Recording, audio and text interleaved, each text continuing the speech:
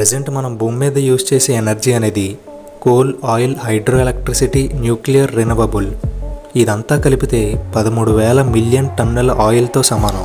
దీన్ని మనం solar పవర్గా convert చేస్తే ఇది 17.3 టెరావాట్స్ అవుతుంది. అంటే ఈ భూమి మీద transport industry, manufacturing industry, homes ఇలా భూమి మీద ఉండే అన్నిటికీ కూడా సంవత్సరం పాటు కరెంట్ సప్లైని చేయవచ్చు. ఒకవేళ సహారా డెజర్ట్లో కేవలం 335 కిలోమీటర్ల విస్తీర్ణంలో సోలార్ ప్యానెల్స్ని కనుక అమర్చగలిగితే దాని నుంచి వచ్చే ఎనర్జీ సుమారు 17.4 టెరావాట్స్ అవుతుంది. అంటే ఎంత ఎక్కువ ఎనర్జీయో మీరే ఊహించుకోండి. ఇక్కడ బెస్ట్ పార్ట్ ఏంటంటే సహారా డెజర్ట్ పూర్తి విస్తీర్ణం 3.6 మిలియన్ స్క్వేర్ మైల్స్. ఒకవేళ సహారా డెజర్ట్లో కేవలం 1.2% సోలార్ ఎనర్జీ కోసం యూజ్ చేస్తే ఈ వరల్డ్ మొత్తానికి కరెంట్ని సప్లై చేయవచ్చు. మరి ఇంత పెద్ద మిషన్ ఎందుకు ఫెయిల్ అయిందో మీకు తెలుసా? దీనివల్ల వచ్చే లాభాల కంటే నష్టాలే ఎక్కువ ఉన్నాయి. ఈ మిషన్కి అయ్యే ఖర్చు అక్షరాల $5 ట్రిలియన్. ఒకవేళ సోలార్ ప్యానెల్స్ని పెట్టినా సూర్యుడి నుంచి వచ్చే లైట్లో కేవలం 15% ఎనర్జీని మాత్రమే ఈ సోలార్ ప్యానెల్స్ స్టోర్ చేస్తాయి. మిగిలిన 80% ఎనర్జీని భూమిలోకి పంపించేస్తాయి. దీనివల్ల గ్లోబల్ వార్మింగ్ కారణంగా సహారా డెజర్ట్లో ఉండే వెదర్ కండిషనే మారిపోతుంది.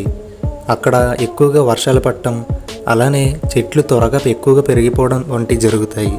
ఈ మిషన్ వల్ల వచ్చే ఒక పెద్ద మైనస్ పాయింట్ ఏంటంటే ఈ సోలార్ ప్యానెల్స్ని క్లీన్ చేయడానికి చాలా ఎక్కువ అమౌంట్ ఆఫ్ వాటర్ ఖర్చు అవుతుంది.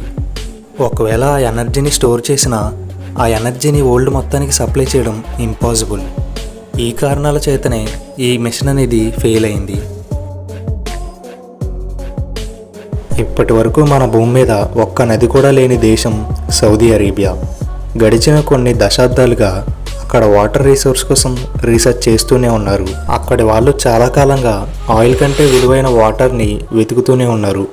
ఇంజనీర్స్ అండ్ ఫార్మర్స్ ఒకవేళ అక్కడ కనుక వాటరే ఉంటే ఎడారిలో కూడా ఫ్రూట్స్ అండ్ వెజిటేబుల్స్ పండించగలిగే కెపాసిటీ ఉందని చెప్తున్నారు.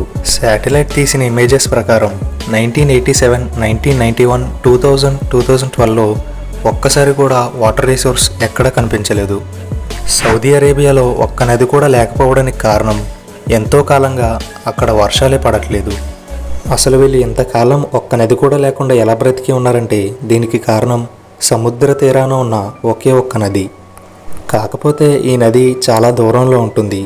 ఈ నది పేరు ఏఐయాస్ఫర్ లేక్. సౌదీ ప్రజలు ఈ ఒక్క నది మీద ఆధారపడలేదు, ఎందుకంటే ఇది చాలా దూరంలో ఉంటుంది. కాబట్టే వాళ్ళు ఒక ఆర్టిఫిషియల్ లేక్ని కూడా క్రియేట్ చేసుకున్నారు. మన భూమి మీద మేజర్ డిజాస్టర్స్లో ఒకటి ఎర్త్క్వేక్. మన భూమి మీద భూకంపాలు రావటం అనేది చాలా కామన్.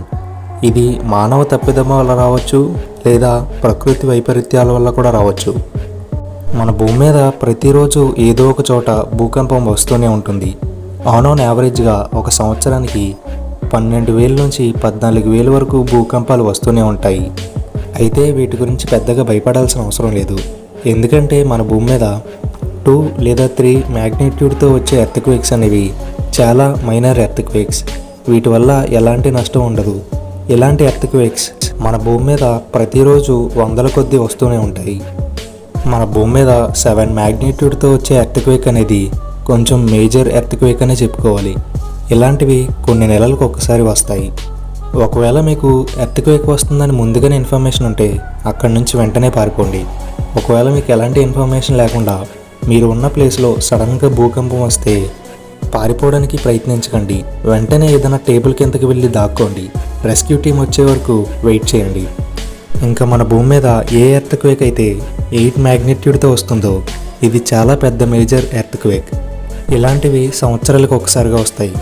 ఇప్పటి వరకు మన భూమి మీద వచ్చిన మోస్ట్ హైయెస్ట్ డిజాస్టర్ ఎర్త్క్వేక్ 9.5 మ్యాగ్నిట్యూడ్స్తో వచ్చింది.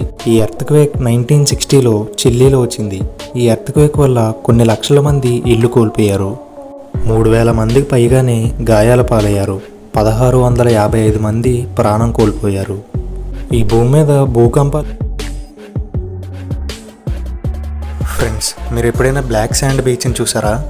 అంటే ఈ బీచ్ దగ్గర ఉండే ఇసుక మొత్తం బ్లాక్ కలర్లోనే ఉంటుంది. సేమ్ కోల్ మైన్ లాగా అన్నమాట. ఈ బీచ్లో ఉండే ఇసుక సుమారు 180 కిలోమీటర్ల విస్తీర్ణం వరకు ఉంటుంది. అసలు ఇంతకీ ఈ బీచ్ దగ్గర ఉండే ఇసుక బ్లాక్ కలర్లో ఉండడానికి కారణం ఏంటో మీకు తెలుసా? ఐలాండ్లో సుమారు 130 వాల్కెనోస్ ఉన్నాయి. వీటిలో కొన్ని ఇప్పటికీ యాక్టివ్గానే ఉన్నాయి. అంటే ఏ క్షణంలో అయినా పేలిపోవచ్చని. కొన్ని వేల సంవత్సరాలుగా ఐలాండ్లో అగ్నిపర్వతాలు పేలుతూనే ఉన్నాయి. అందులో ఒకటి బీచ్కి దగ్గరగా ఉండడంతో అది పేలిన వెంటనే వచ్చిన వేడి లావా సీ వాటర్తో రియాక్ట్ అయ్యి వెంటనే అది బ్లాక్ కలర్లోకి మారిపోయింది. అంత వేడి లావా వాటర్తో రియాక్ట్ అవడం వల్ల అది గట్టిగా మారి ఫ్రీజ్ అయిపోకుండా చాలా త్వరగా డిబ్రీస్లా మారిపోయి ఇలా బ్లాక్ కలర్లో శాండ్గా మారిపోయింది. ఇలా అక్కడ అగ్నిపర్వతాలు కొన్ని వేల సంవత్సరాల నుంచి పేలుతూనే ఉన్నాయి. దీని కారణంగానే అక్కడ ఉండే బీచ్లో శాండ్ అనేది బ్లాక్ కలర్లో కనిపిస్తుంది.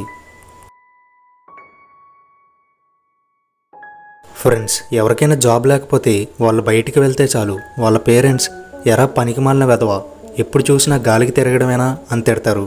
ఒకవేళ వాళ్ళు ఇంట్లోనే కూర్చుంటే ఎప్పుడు చూసినా ఇంట్లోనే కూర్చోవడమేనా, ఏదైనా జాబ్ వెతుక్కోవచ్చుగా అని తిడతారు. అయితే జపాన్లో ఒక వ్యక్తి ఉన్నాడు. ఇతని పేరు షోజీ మోరిమోటో. ఇతనికి ఇంకొక పేరు కూడా ఉంది, డూ నథింగ్ మ్యాన్. ఇతను ఏ పని చేయకుండానే చాలా డబ్బులు సంపాదించాడు. అది ఎలాగంటే 2018లో ఇతను ఒక ట్విట్టర్ అకౌంట్లో రెంటల్ సర్వీస్ని స్టార్ట్ చేశాడు. అంటే ఇతన్ని ఎవరైనా రెంట్కి తీసుకోవచ్చు. ఫర్ ఎగ్జాంపుల్, మాట్లాడటానికి ఫ్రెండ్స్ ఎవరు లేకపోతే ఇతన్ని రెంట్కి తీసుకొని ఇతనితో ఓపెన్గా ఫ్రీగా మాట్లాడొచ్చు, లేదా ఇతనితో డేటింగ్కి వెళ్ళొచ్చు, సినిమాకి వెళ్ళొచ్చు. ఇలా చాలా వరకు ఇతన్ని రెంట్కి తీసుకుంటూ ఉంటారు. అయితే ఇతన్ని రెంట్కి తీసుకున్నందుకు ఇతనికి అయ్యే ట్రావెలింగ్ ఖర్చు, ఫుడ్ అన్నీ కూడా ఎవరైతే రెంట్కి తీసుకున్నారో వాళ్ళే మెయింటైన్ చేయాలి. ఇతన్ని ఒక్కసారి రెంట్కి తీసుకోవాలంటే మన ఇండియన్ కరెన్సీలో సుమారు 5,800 రూపాయలు ఖర్చు అవుతుంది. మరి ఇంత ఖర్చు పెట్టి ఇతన్ని ఎవరైనా రెంట్కి తీసుకుంటారంటే అవునని చెప్పాలి. ఎందుకంటే ఇతనికి కనీసం రోజుకి 3 క్లయింట్స్ అయినా ఇతన్ని రెంట్కి తీసుకుంటారు. ఫర్ ఎగ్జాంపుల్, ఎక్కడికైనా వెళ్ళాలంటే ఇతన్ని తోడుగా తీసుకెళ్ళడం కానీ, ఏదైనా రెస్టారెంట్ ఖాళీగా ఉంటే చూడటానికి బాగోదు కాబట్టి ఆ రెస్టారెంట్ వాళ్ళు ఇతన్ని పిలిచి కూర్చోబెట్టి ఫుడ్ ప్రొవైడ్ చేయడం కానీ, ఫ్రెండ్స్తో ఫ్యామిలీస్తో చెప్పుకోలేని కొన్ని బాధలు ఇతనికి చెప్పుకోవడం వంటివి ఇలా చాలా ఉంటాయి. 2018లో ఇతను ఈ సర్వీస్ స్టార్ట్ చేసినప్పటి నుంచి ఇప్పటి వరకు సుమారు 4,000 మందికి పైగానే ఇతన్ని రెంట్కి తీసుకున్నారు. ఇప్పటి వరకు ఒక అమ్మాయి అయితే ఏకంగా 275 సార్లు రెంట్కి తీసుకుంది. సో మీలో కూడా ఎవరైనా జాబ్ లేక ఖాళీగా ఉంటే మీరు కూడా ఇలాంటిది ఏదైనా క్రియేటివ్గా ఆలోచించండి.